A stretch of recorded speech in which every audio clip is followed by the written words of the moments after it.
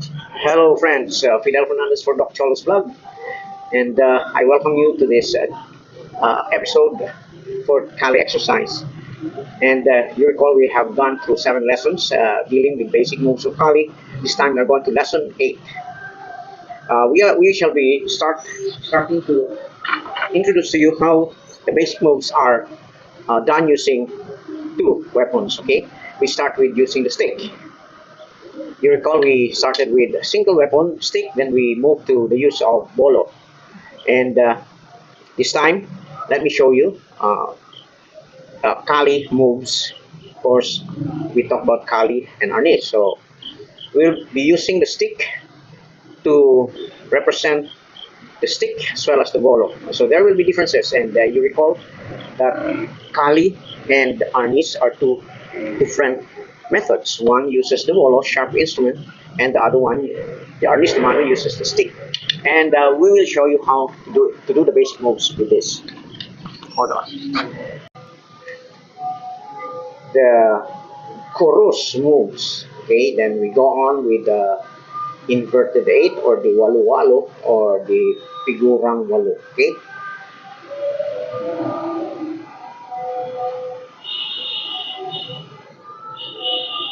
okay, you see that we are moving slowly and we are drawing and we are doing some X figure X in front of us using the two sticks alternating the weak and the left hand, the weak hand and the strong hand. Okay, so we can do this in two ways. Okay, you can see that we are doing it alternatively to complete the X figures for the right and the left hand in this manner. So, okay, but we can do it by crossing over. Okay, let me show you. This one can cross over. Okay, then, okay, crossing over.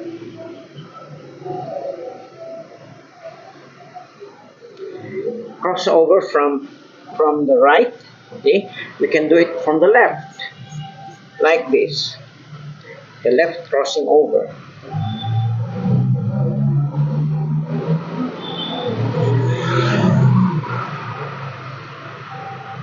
Or you can do it alternatively.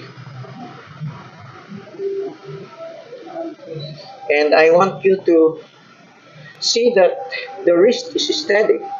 This is the way we use the bolo in two bolo system. Okay, so we do it quicker.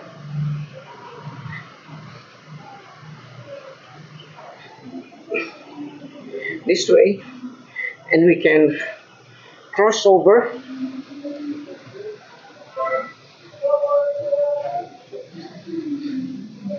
or crossing over the left to the right.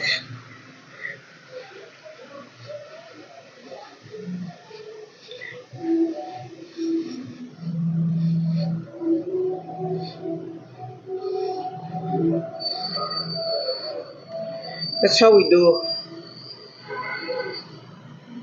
the Kali move with two weapons. Okay, and it's different when we use Arnis. Okay, you recall that we mentioned that Arnis uses the wrist action. And in the trivia, let's talk about the wrist. Okay, I'd like to give you some information about the wrist action when we use Kali. Anyway, for now, I show you the difference. Okay,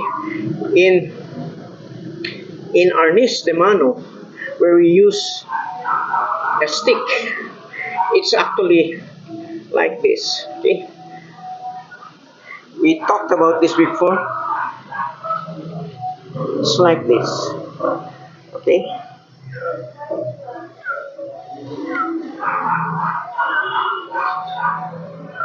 so if we do it alternatively right and left, okay,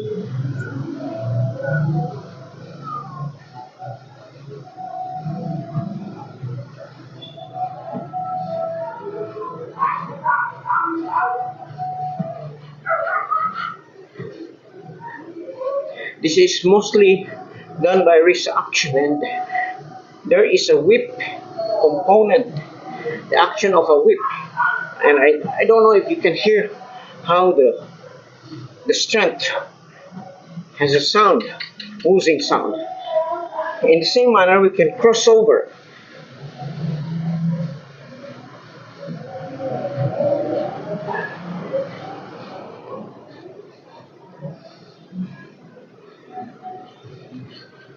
Crossing the left over the right.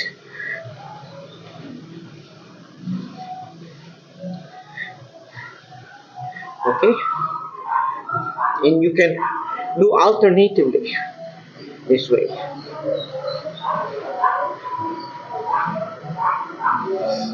Okay? So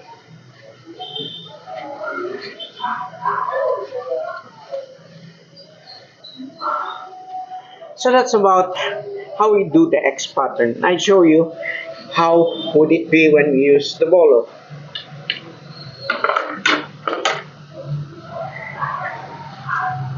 Okay, when we use the bolo, you see that the first one, okay,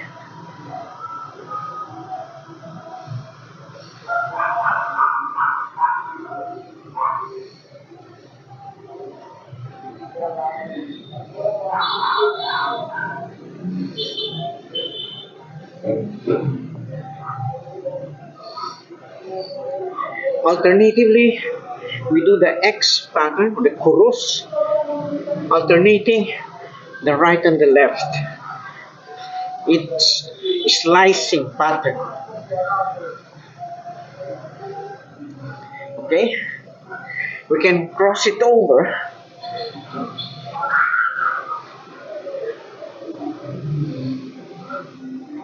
like this, or we can cross the left over the right.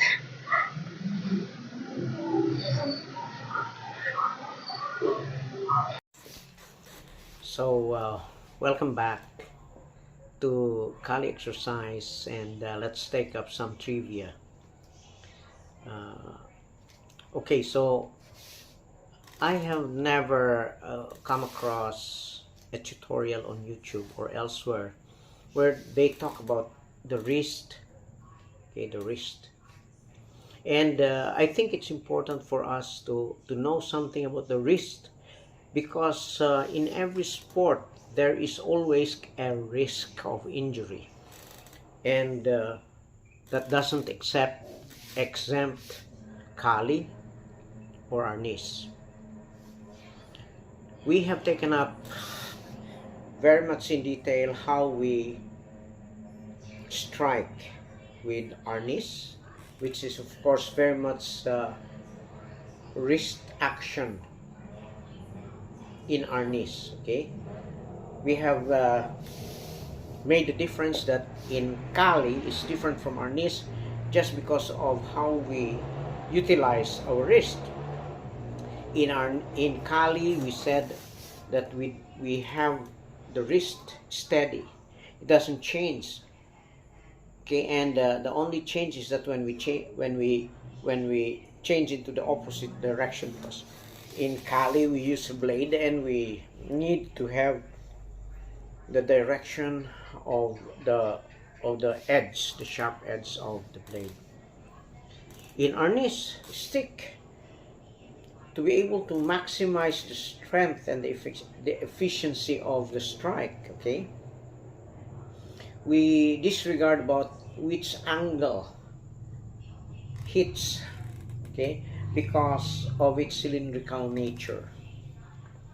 Okay, and hence it's the wrist action, and we have taken up how we strike with our knees. It's like this. Okay, and you note that it's mostly wrist action compared to Kali, wherein we have the wrist not moving, the wrist. Okay, we have the wrist steady and firm in the strike or using a bladed instrument. And that's the reason why we have to know the wrist, And nothing in tutorials on YouTube or elsewhere talks about the wrist. Okay, let me deal with that as a trivia. Okay, and I think it would be a worthwhile thing to be discussed here in this vlog. Okay, because we could probably prevent some injuries. Okay, and let me explain this. Our wrist is very complicated. The reason why is because the wrist is made up of 8 small bones in this area. We call the carpal bones. And there are 4 on the side of the arm, okay, on the side of the bones of the arm. And there are 4 at the side of the hand. And there are 8 bones there, small bones. And it's very strategic and very important anatomically, because we have nerves, okay? We have nerves that pass through, passing through the wrist. And we have the ulnar nerve, ulna, passes here and goes and innervates part of the palms and the fingers. Okay? We have the radial, and then the median that passes through the center. And there is a tunnel where the median nerve passes through, and that's we call carpal tunnel. Okay. Now in the wrist, if we take a look at the wrist, there are 8 bones aligned, and there are 8 bones there. We may name them, okay? There are names to it, but no need for us to take to name the bones here. Scaphoid bone, lunate, the triquetrum, and the pisiform. Then we have the trapezoid, triquetrum, and the capitate and the hamate. So there are 8 bones, and the strategic location of nerves and the blood vessels are very much dependent on the stability of the wrist. Okay, now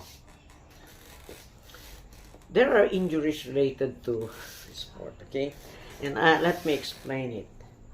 A lot of people, a lot of tutors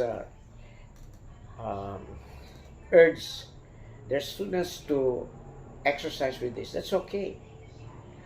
Exercise and loosen up the joints of the hand and the elbows and so on. Okay, it's okay. But mind you, we're using a very light instrument. The rattan is very light, and we are using it with balance. Hold it in the middle, and you have a balance. And when we do this, okay, this action is called, okay, when we do this, it's pronation, and we do this, it's called supination, and we do it alternatively. And it's okay when you have a balanced and light-weighted instrument. It's no problem. We can easily control the move. But in real life, when we talk about our knees, it's held like this. Okay, and I hope you can try it yourself, because even without strength, okay, when we do this action, you can feel that there is a tension in this area, in the area of what they call the scaphoid bone. Okay, there is a tension that runs to here and even goes down here. And this is using a very light action, not much effort. But mind you, when you talk about our knees, okay, there is a strike that we call, they call it abanico. Abanico is a strike. And you see, once you do it this way, it's so hard to control, because this is, if you are using some weight, like for example, a stick called kamagong or the iron wood, it's heavy, and you just can't do it this way, the way you practice it. And the tendency of it to put too much stress and strain over this area on the bone may cause injury. And the problem is, the injury may be immediate, may be long term.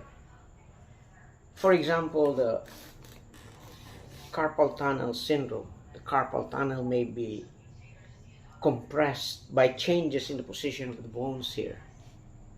Carpal tunnel may result in when some of the bones are disaligned. The scaphoid, the bone here, we call that the scaphoid bone, is very commonly involved in sprain and even in what they call as inflammation of the tendon, okay? Tendonitis, they call it. And it produces pain and discomfort over the wrist area. Not to forget that there is what they call as fracture. Okay, very commonly a long-term injury to the wrist is about carpal tunnel syndrome, where you have compression of the median nerve and you would have some neurologic manifestations in the palms. Okay, you see, when you do this, if you do it strongly, like of course when you want to hit effectively, you have to produce a strong, okay, I call it witik. It's a snapping strike, especially with our knees. Not so much with kali. We don't use that strike with kali. We use this. We slash. But in our knees, it's done like this. But mind you, when I perform this, okay, I don't do it this way. Okay, I don't do it this way. You have to protect the wrist, okay, by bending it a bit. And so the tension is about dissipated by the bent, okay. So it has to be done like this, where you can control it, okay. Witik. It's like trying it a straight elbow and an elbow that's folded a bit. It's easier to do this like this. You can do it strongly. Same is true with this. So, and that's the reason why I don't do the witik with this position. Okay, I don't do a witik like that. Very common. You can see it. You probably may not feel it immediately, but long-term effect with this alignment of some minor disalignment of the wrist here. And again, I say that the wrist is very complicated because there are 8 small bones there. 8 small bones, two lines of small bones here. And it's not uncommon. We can usually find some changes in the position of this sprain, pulling, tendonitis, compression, slowly compressing, the carpal tunnel somewhere there, or even the ulnar and the radial nerves. Okay, so just for the sake of functionality of our wrist, okay. Now, okay, you may or may not believe me, okay? You may or may not believe me. This is just a trivia. And this is intended just to help out and to be able to prevent the onset of long term. You probably may not be feeling it. Different people respond to differently with the same condition, okay? If you are vulnerable, then you might experience the pain, the wrist pain, earlier than others, okay? But then again, we would like to avoid. Now, if you follow my advice, instead of doing just like this, okay, I hope you can change the way you do it, okay? When you strike, put a little freedom to some of the bones there. Okay, the muscles prevent it. So when you do the snap, okay, I do it this way. So you may do it this way, but when you snap it this way, okay.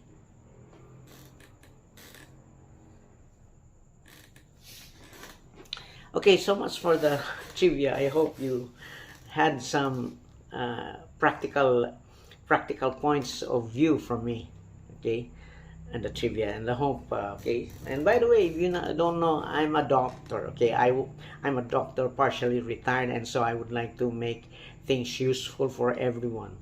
And just to make you aware that the wrist is such complicated part of our body, and it's made up of small bones that joins the arm and the hands. And then the way we handle our stick or our instrument is, may produce injury if it's done inappropriately, or in a way whereby we lose the what's this the stability of the wrist. So folks, thank you very much for listening, and thank you for subscribing and liking the page, and I hope you can share this video so that we can reach some more people who are interested in Kali or Arnis. Okay, that's all for now. Thank you.